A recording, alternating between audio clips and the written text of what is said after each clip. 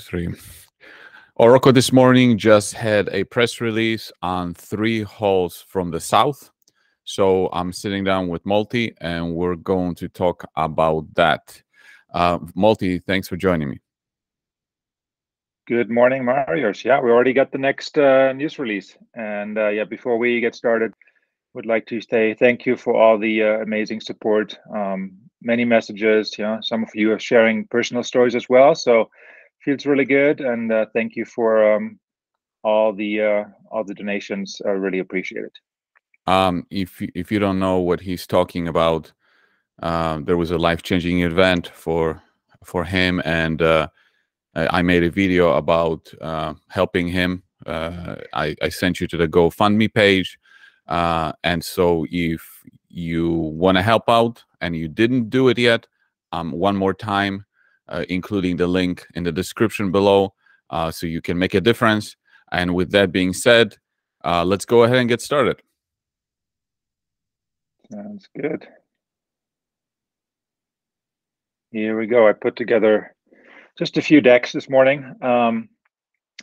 Yeah, we got South Zone 1, 2, and 3, and just to show the scale of what is going on, I overlaid the Brazilius plan view and the North Zone plan view, and at the bottom you can see the South Zone plan view, and I think that really shows us how large this deposit is. The news release mentions several numbers about step outs, or the strike lengths below the river and above the river, and we are approaching 5 kilometers. So from up here at Brazilius number 7 all the way down here to South Zone 1, I think it's at 4.7 kilometers, and then below the river it's more than 3 kilometers now.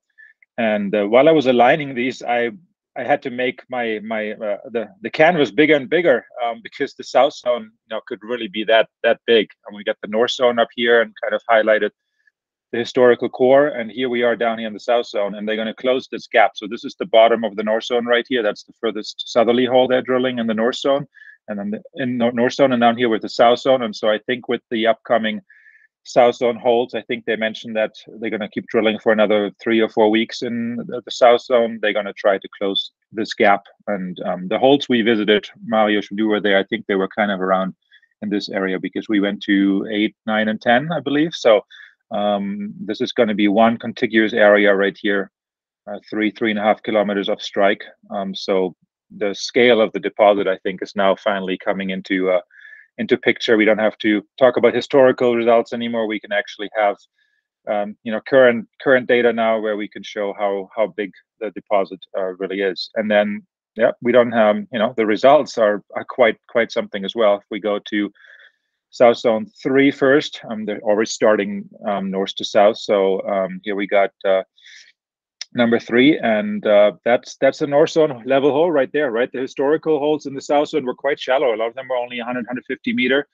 And here we have 277 meter of 0.39. So that's, a middle of the road North Zone type hole. But the benefit is it starts right from surface. So you don't have 200 meters of limestone above it. You get mineralization right at 30 meter below surface, and it looks again like the IP anomaly matches really well. I mean, if you overlay that with the IP right here, you can see how this circular blob right here, that's most likely going to be your your South Zone ore body. So I would presume they're going to put one more hole over here. This is probably drilled from the upper road. If you watch Marius's videos, the 2 videos from the visit, there's one section where Ian talks about an upper road and a lower road in the South Zone, and I think this is probably drilled from the upper road, and then there's probably the lower road right here. So I would expect they probably put another hole right here just to capture the entire width of the ore body.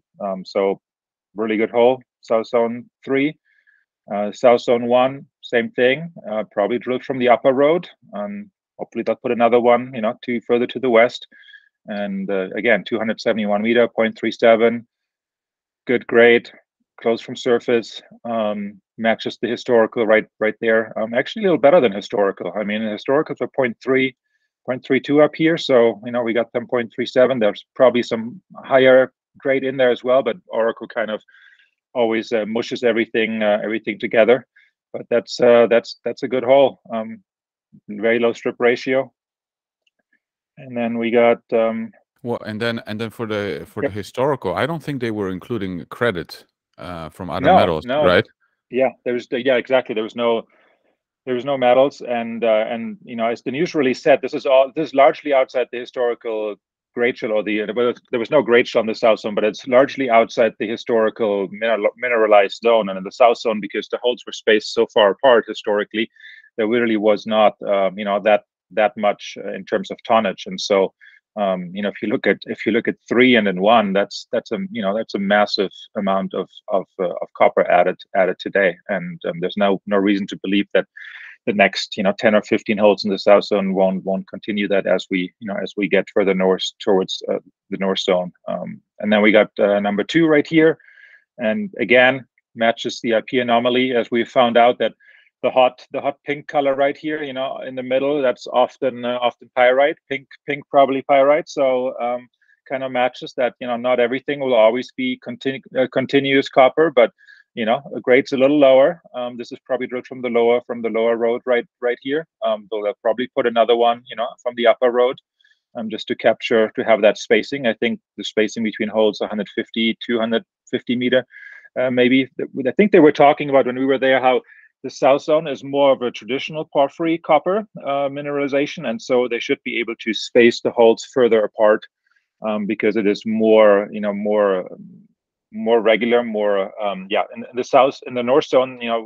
Josh talked about how there's often very thick veins, and so sometimes you have to drill a little closer together to really capture everything. And in the south zone, it seems to be more fine grained, and so I think the thinking is that they don't need to drill as closely spaced in the south zone.